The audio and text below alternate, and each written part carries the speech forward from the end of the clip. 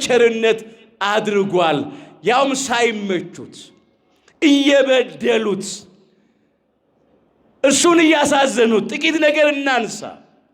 ሁላችን እንደምናውቀው እስራኤል ዘሥጋ ከግብፅ ከባርነት ኑሮ አምላካችን እግዚአብሔር በምህረቱ በ9 ታላላቅ ተአምራት በ10ኛ ሞተ በኩር በ11ኛ ስጥመተ ኤርትራ ባህር ነፃ አወጣቸው። የኤርትራን ባህር ለሁለት እንደ ግድግዳ ቆሞ እንደ ሳር ክምር ሕዝቡን በደረቅ አሻገራቸው። እንዳይረባቸው ከሰማይ መና ወርዶ መገባቸው። እንዳይጠማቸው ከአለት ከጭንጫ ከድንጋይ ላይ ውሃ አፍልቆ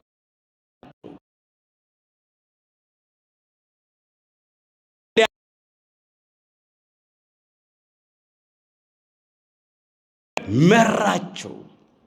እንዲህም እያደረገላቸው አልተመቹትም፣ አሳዘኑት።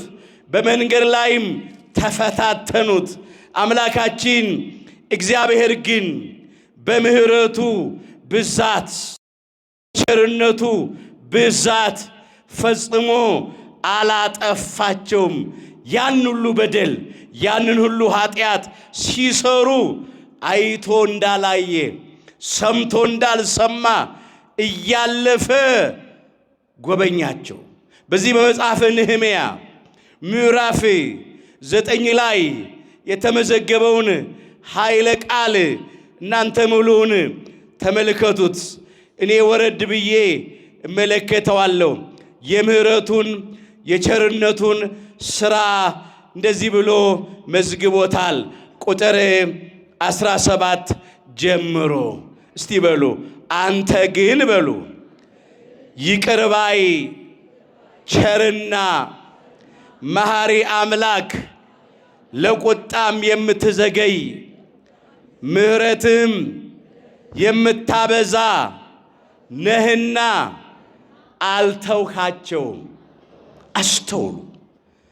እስራኤል ዘሥጋ በመንገዳቸው ላይ እንኳን ከባርነት ነፃ ወጥተው ወደ ምድረ ርስት ወደ ከነዓን ወደ ዛሬቱ ኢየሩሳሌም ሲጓዙ አምላካችን እግዚአብሔርን ተፈታተኑት። ጣዖት እያመለኩ ተፈታተኑት። አስተውሉ። ይህም ብቻ አይደለም። በመንገድ ላይ ከአሕዛብ ጋር እያመነዘሩ ተፈታተኑት። ግብፅ ይሻለናል ብለው ወደ ኋላ ለመሄድ እየተመኙ ተፈታተኑት፣ አስቸገሩት። በመሪባ ውሃ ተፈታተኑት። አምላካችን እግዚአብሔር ግን መሐሪና ይቅር ባይ ስለሆነ ለቁጣ የዘገየ ስለሆነ አልተዋቸውም፣ አላጠፋቸውም። በደላቸውን ሳይቆጥር ኃጢአታቸውን ሳይመለከት ተንከባክቦ በቸርነቱ ምድረ ርስትን ከነዓንን አወረሳቸው። ይህም ብቻ አይደለም። በኢየሩሳሌም ደግሞ ሲኖሩ ሕዝበ እግዚአብሔር እስራኤል ዘሥጋ የሚያስተምሯቸው አበይት ነቢያትን ደቂቀ ነቢያትን አዘዘ። የሚያገለግሏቸው ካህናት አስነሳ። መጻሕፍት ተጽፎላቸዋል። ሕገ ኦሪት የጎደለባቸው ነገር የለም። እግዚአብሔርን የሚያመልኩበት ቤተ መቅደስ አላቸው። ግን ከአምልኮተ እግዚአብሔር ወጥተው ጣዖትን አመለኩ። እንደ አሕዛብ ያለ ርኩሰትን አደረጉ። ኃጢአትን አበዙ።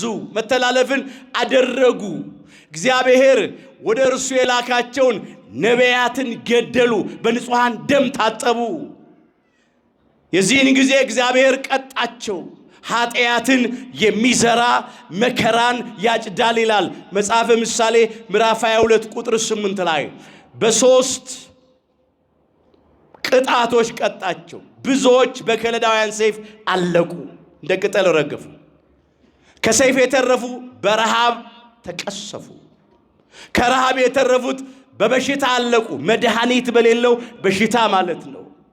ዘር ፈጽሞ እንዳይጠፋ አምላካችን እግዚአብሔር ስለተጠሩበት ስለ ቅዱሱ ስሙ ብሎ ስለ ባለሟሎቹ፣ ስለ ወዳጆቹ፣ ስለ አባቶቻቸው፣ ስለ አባቶቻችን፣ ስለነ አብርሃም፣ ስለነ ይስሐቅ፣ ስለነ ያዕቆብ ብሎ ጥቂቶች ተማርከው ባቢሎን እንዲወርዱ አደረገ።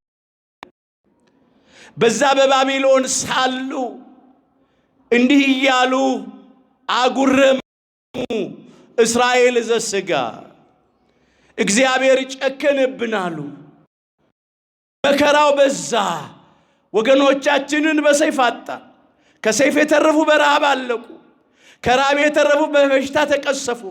እኛ ደግሞ ከኢየሩሳሌም ተሰደን ባቢሎን ወርደን በአሕዛብ እየተረገጥን እየተጨነቅን እንኖራለን ብለው አጉረመረሙ።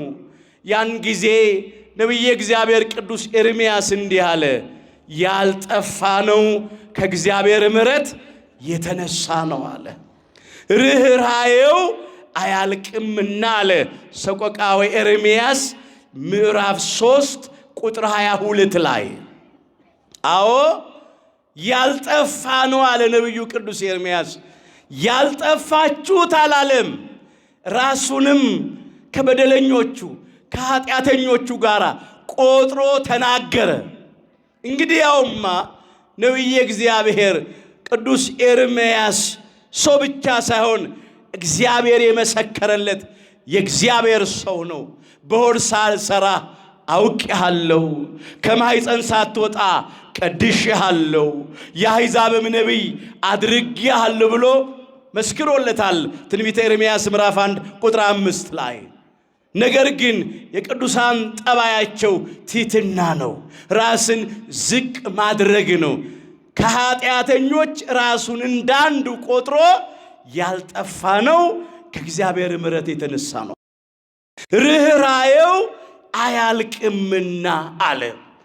ርኅራኄው ቸርነቱ ብዙ ስለሆነ አምላካችን እግዚአብሔር እስራኤል ዘሥጋን ፈጽሞ አላጠፋቸውም። ከአባቶቻቸው ጋር የገባውን ቃል ኪዳን አሰበ። የእግዚአብሔር ምሕረት ከወዳጆቹ ጋር በገባው ቃል ኪዳን ይገለጣል። እግዚአብሔር ስለ ወዳጆቹ ብሎ ይምራል፣ ይራራል፣ ይቅር ይላል። ብዙ ጊዜ እስራኤል ዘሥጋ በአባቶቻችን በነ አብርሃም፣ በነ ይስሐቅ፣ በነ ያዕቆብ ቃል ኪዳን ተምረዋል። ክብር ምስጋና ለአምላካችን ለእግዚአብሔር ይሁን። እግዚአብሔር ምሕረቱን ስለ ወዳጆቹ ያደርጋል፣ ይቅርታውን ስለ ባለሟሎቹ ያደርጋል።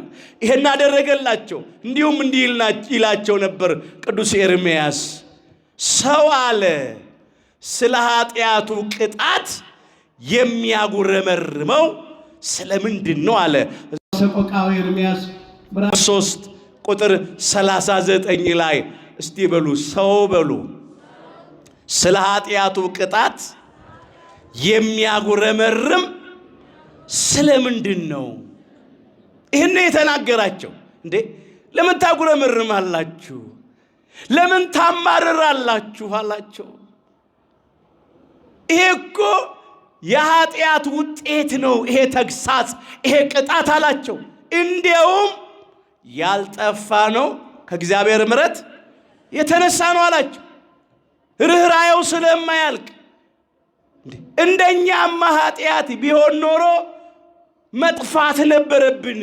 ነገር ግን እግዚአብሔር በምሕረቱ ሳያጠፋን ተሸከመን አለፈን፣ ዕድሜ ጨመረልን አላቸው። አስተውል ወገኖቼ፣ ስለደረሰብን ስለሆነብን ነገር እግዚአብሔርን ከማማረር በእግዚአብሔር ላይ ከማጉረምረም ይልቅ እግዚአብሔር ስላበዛልን ምሕረት ስላደረገልን ቸርነት ማመስገን ነው የሚገባው። ሰው ስለ ኃጢአቱ ቅጣት የሚያጉረመርመው ስለምንድን ነው አለና መንገዳችንን እንመርምርና እንፈትን አለ። ወደ እግዚአብሔርም እንመለስ አላቸው። ለምን? በደላቸው ብዙ ስለነበረ በዚያን ጊዜ እንኳን በእግዚአብሔር ላይ የድፍረት ቃል ይናገሩ ነበር። ዛሬ አንዳንዴም እኛ ከበደላችን ከኃጢአታችን የተነሳ ስንገሰጽ መከራ ሲመጣብን ስንቀጣ ምናጉረመርም አለን። ኢትዮጵያውያን ዛሬም እኛ እስራኤል ዘሥጋን እንመስላለን። ልክ እንደ እስራኤል ዘሥጋ የምናጉረመርም አለን። ከምን መጣ ዛሬ የእርስ በርስ ሰይፉ፣ ጦርነቱ፣ መበላላቱ፣ መነካከሱ፣ እልቂቱ ከየት መጣ? በአሕዛብ ሰይፍ አለቁ በባቢሎናውያን። ኢትዮጵያውያን ዛሬ እርስ በርሳችን እየተላለቅን ያለነው በጦርነት። በቃችሁ ይበለን። ወገኖቻችን እኮ ቀባሪ አጥተው ስጋቸውን የምድር አራዊት የሰማይ አሞሮች እኮ እየበሉት ነው ያለው። ከዚህ በላይ ምን አለ? እኛም ባለመከራዎች ሆነናል። ጦርነት ነው፣ ግጭት ነው፣ ሁከት ነው አለ። ገና አልበረደም። ሌላው በረሃብ ነው ያለቁት እስራኤል ዘሥጋ። ረሃብ ነው፣ ረሃብተኞች ነን። ኑሮ ከብዶናል፣ ተወዶብናል። ዛሬ ኢትዮጵያ ምድር ላይ የረከሰው የሰው ሕይወት ነው ዋጋ ያጣው። ዕቃውማ ሸቀጡማ እየተወደደ ነው በየዕለቱ። ኑሮ ይከብዳል፣ ይወደዳል። ውድ ዋጋ የተከፈለለት የሰው ሕይወት ግን ዋጋ አጥቶ ረክሷል። እንዲሁ ነው የሚወድቀው። ረሃብ ነው አለ፣ በሽታ ነው። ብዙ ወገኖቻችን በበሽታ እያለቁ ነው። ስደት ነው። በገዛ ሀገራችን ስደተኞች ነን። መፈናቀል ነው ያለው። ወጥቶ ለመግባት ድንጋጤ ነው፣ ፍርሃት፣ ጭንቀት ውስጥ ነው ያለ ነው። ምን ሰማው የምናየው ይሄንን ነው ወገኖቻችን። አንዳንድ ኢትዮጵያውያን ያልፍልናል ብለው መንገድ ላይ አልፈዋቸዋል፣ ወይ በድንበር ጠባቂዎች ተገርለዋል፣ ሄዱ አየር አጥሯቸው ሞተዋል። የተረፉትም አንዳንዶች በቁማቸው አይናቸውን እያወጡ ኩላሊታቸውን እያወጡ ገርለዋቸዋል። አንዳንዶች ደግሞ በየእስር ቤቱ ይማቅቃሉ። ሀገር እያላቸው እንደሌላቸው ነው።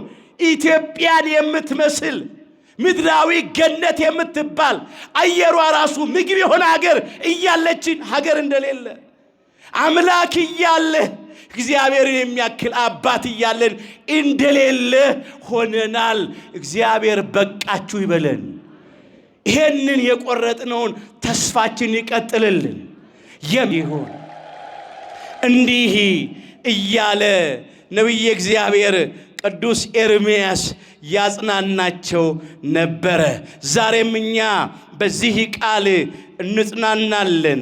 በዚህ በሰቆቃወ ኤርምያስ ምዕራፍ 3 ከቁጥር 30 ጀምሮ የተመዘገበውን ኃይለ